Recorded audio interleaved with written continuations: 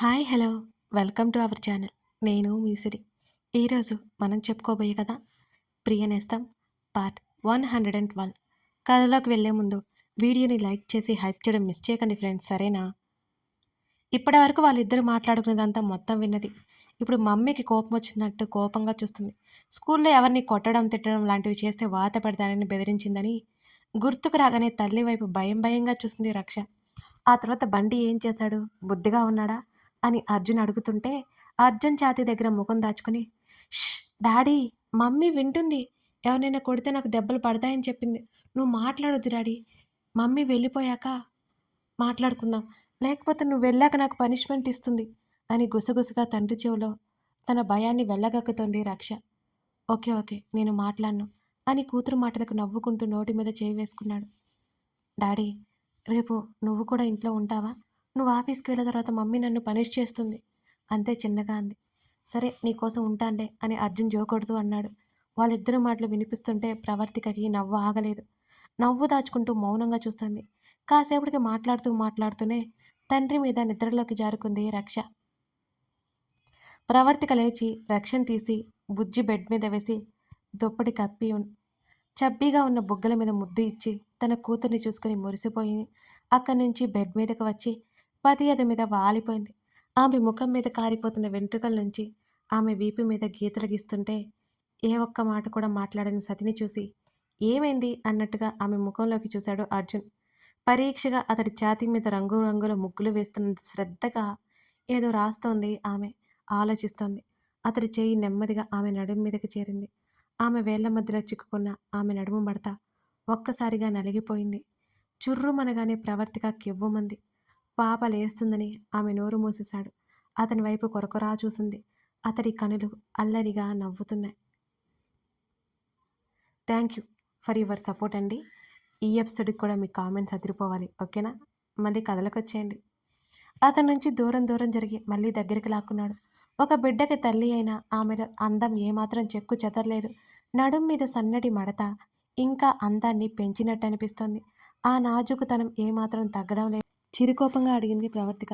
ష్, నా ప్రిన్సెస్ నిద్రపోతుంది, గట్టిగా మాట్లాడుకో అనగానే అతని చేతని తీసేసింది. ఇప్పుడు ఈ అలక ఎందుకో అని గడ్డం పట్టి పైకెత్తాడు. మీరు రక్షణ చెడగొడుతున్నారు అని మూతి ముడిచింది. నేనేం చేశాను? అర్జున్ విస్తుబోతూ అడిగాడు. లేకపోతే ఏంటి, స్కూల్కి వెళ్ళడం ఈ మధ్యగా మొదలుపెట్టింది. అప్పుడే ఎన్ని మాటలు నేర్చిందో చూశారు కదా మీరు. అందరినీ కొట్టిపడేస్తుంది. దానికి మీ ఎంకరేజ్మెంట్ ఏంటో ఒకటి చురచురా చూసింది ప్రవర్తిక. అరే, తనేమి ఊరికే కొట్టలేదు. తన ఫ్రెండ్ జడపట్టి లాగడట ఒక బాబు, కొట్టింది. అందులో తప్పేముంది అని అర్జున్ నవ్వు దాచుకుంటూ అన్నాడు. ప్రవర్తిక పళ్ళు నూరుకుంది అతని మాటలకి. రౌడీని చేయండి, మళ్ళీ నేనంటే భయం ఉన్నట్టు ఏమి నటిస్తారు ఈ ఇద్దరు అని కోపంగా అతని నుంచి పక్కకు తిరిగి జడ విసురుగా వెనక్కి వేసింది ప్రవర్తిక. ఆ జడ వెళ్ళి అతని ముఖానికి తగిలి అతడి ఛాతీ మీద గర్వంగా తెష్ట వేసింది. అబ్బా, జడతో కొట్టేస్తున్నావుగా అని అర్జున్ అన్నాడు. ప్రవర్తిక నవ్వుకుంది. జడ ముందుకు లాక్కుంటుంటే అతను వదల్లేదు. ఆమె జడలో మల్లెల సువాసనని మెత్తగా ఆస్వాదించాడు. ఆమె వీపుకి ముఖమానించి కళ్ళు మూసుకున్నాడు. ఆమె నడుము చుట్టూతా చెయ్యి బిగించాడు. అతని చల్లటి చేతి స్పర్శ ఆమె వెచ్చటి శరీరంపై తాకి ఆమె శరీరం మరింత పులకించిపోయింది. అతని వెచ్చని కవిలిలో మత్తుగా కళ్ళు మూసుకుంది ప్రవర్తిక. అర్జున్కి కాఫీ ఇచ్చి నిద్రపోతున్న రక్షణ లేపి కూర్చోబెట్టింది ప్రవర్తిక. అరే పడుకో, నువ్వు నిద్రపోతుంటే లేపుతావేంటి? అర్జున్ ఆశ్చర్యంగా చూస్తుంటే స్కూల్కి మీరు వెళ్తారా అని అడిగింది ప్రవర్తిక. చురక వేసింది. అబ్బో, వేడి మీద ఉన్నట్టున్నావు, కానివ్వంటూ కాఫీ ఫినిష్ చేసి పేపర్ తిరిగిస్తున్నాడు అతను. నిద్ర కళతోనే తండ్రి దగ్గరికి వెళ్ళి ఒడిలో కూర్చుంది బుజ్జి రక్ష. పేపర్ పక్కన పెట్టి కూతుర్ని హత్తుకున్నాడు. తండ్రి భుజం మీద తలవాల్చి అలాగే నిద్రపోతుంది. ప్రవర్తిక కిచెన్లోకి వెళ్ళి పాల గ్లాస్ తీసుకువచ్చింది. అర్ధరాత్రి వరకు కబుర్లు చెప్పి చూడండి ఎలా నిద్రపోతుందో అంటూ పాల గ్లాసు అర్జున్ చేతిలో పెట్టాడు. కూతుర్ని బుజ్జగిస్తూ మెలకువ తెప్పించాడు. పాల గ్లాసు తాగించాడు. స్వయంగా ఎత్తుకుని వెళ్ళి ఫేస్ వాష్ చేయించాడు. గుడ్ మార్నింగ్ బంగారం. చెదిరిన కూతురు జుట్టు సవరించాడు. గుడ్ మార్నింగ్ డాడీ అని నిద్ర కళ్ళతోనే చెప్పింది ముద్దు ముద్దుగా రక్ష. దా, మనం గార్డెన్లో ఆడుకుందాం అని అర్జున్ చెప్పగానే హుషారు వచ్చేసింది ఆ రక్షకి. నువ్వు నాతో పాటు ఆడుకోవాలి మరి అని మూతి ముడిచి అడిగింది. అలాగే పద అని ఎత్తుకొని గార్డెన్లోకి తీసుకెళ్ళిపోయాడు అర్జున్. ప్రవర్తిక గబగబా పనులు ముగించుకొని పూజ చేసుకుంది. ప్రతిరోజులాగే హాల్లో ఉన్న పెద్దగా ఉన్న రక్ష ఫోటో ముందు, అర్జున్ తల్లిదండ్రుల ఫోటో ముందు దీపం పెట్టింది. టైం చూసుకుంది. స్కూల్కి టైం అయిపోతుంది. రోజు సీతమ్మ ఉంటే తనకు చాలా తేలిగ్గా ఉంటుంది. ఈరోజు కాస్త హడావిడిగా ఉంది. అర్జున్ రక్ష అరగంట సేపు ఆడి ఆడి అలసిపోయారు. ఇద్దరు ఇంట్లోకి రాగానే రక్షను తీసుకుని స్నానం చేయించి రెడీ చేయాల్సింది. స్నానం చేయించేటప్పుడు మొదలుపెట్టింది ఏడుపు, స్కూల్కి వెళ్ళను అని. ఆ ఏడుపులోనే బట్టలు కూడా వేసేసి మొత్తం రెడీ చేసేసింది ప్రవర్తిక.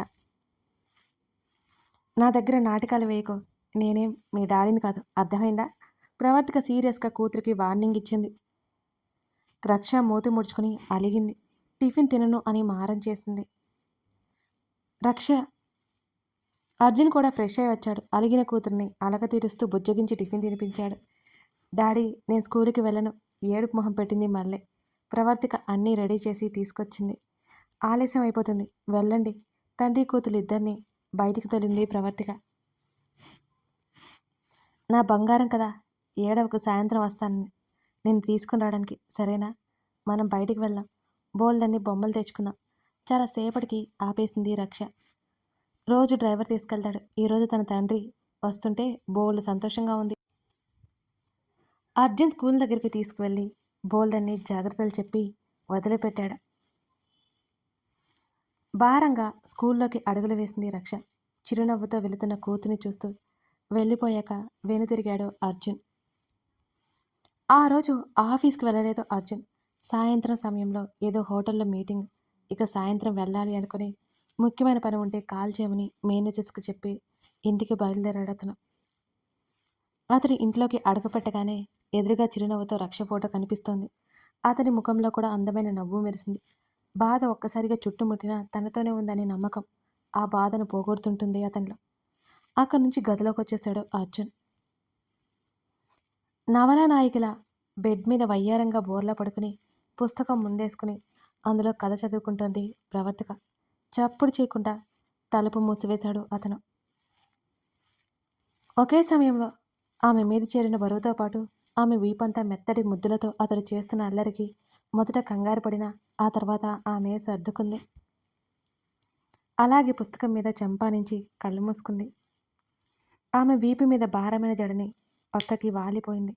ఆమె మెడవంపులో అతడు చేస్తున్న పెదవుల దాడికి ఉక్కిరిబిక్కిరైపోయింది. వెంటనే వెల్లెలకలా తిరిగింది. అతని చేతిని ఆసరాగా తీసుకుని పక్కన పడుకున్నాడు. పట్టపగలు ఇవేం పనులు? ఆమె చిరుకోపం నటించింది. ఆమె చెంప మీద మెల్లిగా రాస్తూ, పేరైతే నాకు తెలియదు మరి, నాకు బాగా నచ్చిన పని అనగానే ప్రవర్తిక ముఖమంతా ఎర్రబడింది. అతడి గుండెల్లో ముఖం దాచుకుంది. ఆఫీస్ లేదా ఇవాళ అని అడిగింది. ఈవినింగ్ మీటింగ్ ఉంది, ఇప్పుడైతే ఖాళీ అని అర్జున్ అన్నాడు. ముందే చెప్తే గుడికి వెళ్ళేవాళ్ళం కదా. అతని షర్టు గుండి తిప్పుతూ గారంగా అడిగింది ప్రవర్తిక. అందుకే చెప్పలేదు అనగానే అతని వంక అలకగా చూసిందామె. ఆమె బుజ్జి పెదవుల మీద ఒక ముద్దు ఇచ్చి ఆమె ముఖంలో అలక బదులుగా సిగ్గు మొలకెత్తించాడు అర్జున్.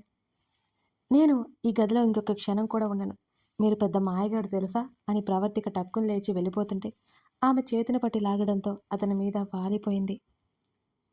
అరే రే, ఎలా ఎలా వెళ్ళనిస్తాను? ఆమె చీర లాగేశాడు. ఇది పట్టపగలు మహాప్రభు. ఆమె సిగ్గుతో ముడుచుకుపోయింది. అయితే ఏమిటంట? ఆమె ఎటూ కదలకుండా కౌగిలిలో బంధించేశాడు.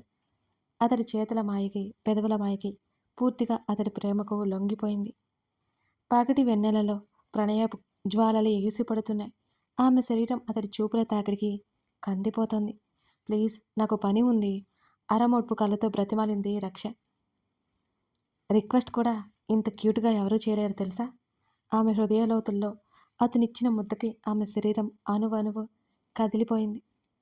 ఆమె కళ్ళు పూర్తిగా మూసుకుపోయాయి. అతని తలని హృదయానికి హత్తుకుంది. అతని చేతి నొక్కులకి ఆమె నడుముని చిత్రహింసలు పడుతోంది. అతని వెచ్చడి ముద్రకి ఆమె ముఖం మరింత మరింత ఎర్రపడుతోంది. పెద్ద దొంగ మీరు. అతని చుట్టూ ఇష్టంగా చేతులేసి హత్తుకుని కళ్ళు మూసేసింది ఆమె. అతను నవ్వాడు. అతని నవ్వులని ఆమె పెదవుల మీదకి చేర్చాడు నెమ్మదిగా. పూర్తిగా అతనిలో కరిగిపోయింది. అతని కౌగిలిలోనే ఆమె నిద్రపోయింది. స్వేదం వల్ల ఆమె చర్మానికి అతుక్కుపోయిన జుట్టుని మెల్లిగా సరిచేశాడు అతను. వద్దంటున్న ఏదో ఒక పని కల్పించుకుని చేస్తూనే ఉంటుంది. ముద్దుగా కసురుకొని చెదిరిన ఆమె బొట్టి పిల్ల సరిచేసి ఆమె పాపిట్లో ముద్దు పెట్టుకున్నాడు అతను. గువ్వలా అతని గుండెల్లో ఒదిగిపోయింది ఆమె. నిద్రలో మరింత ముద్దుగా ఉన్న ఆమెనే ఎంత చూస్తున్నా తనివి తీరడం లేదు అతనికి.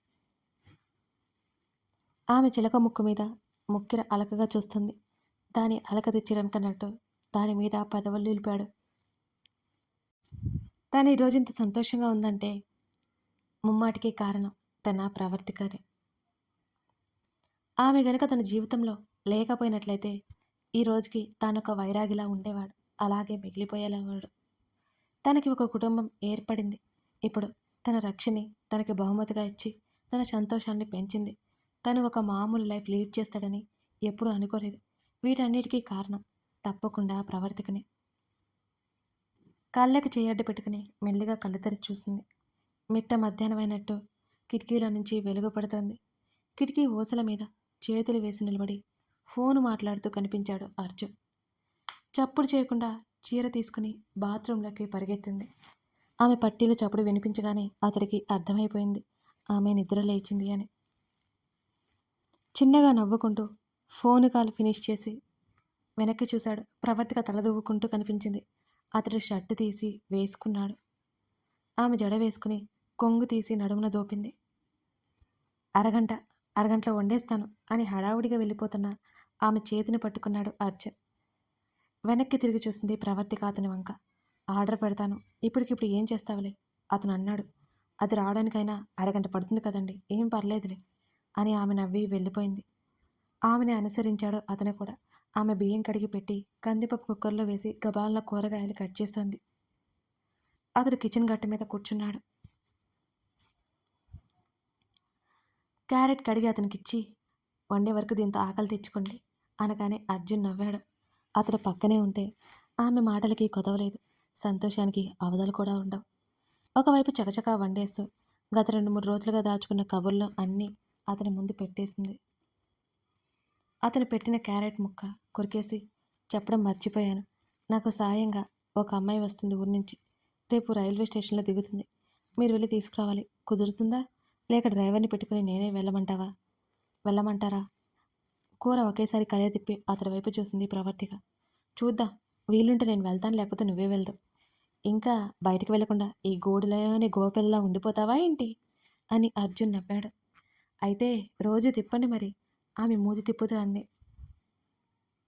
అంతకంటే భాగ్యమా? సతిని పక్కన పెట్టుకుని షికారు చేయడం అంటే ఎవరు కాదంటారు చెప్పు. దానివల్ల బోలెడు లాభాలు కూడా ఉన్నాయి.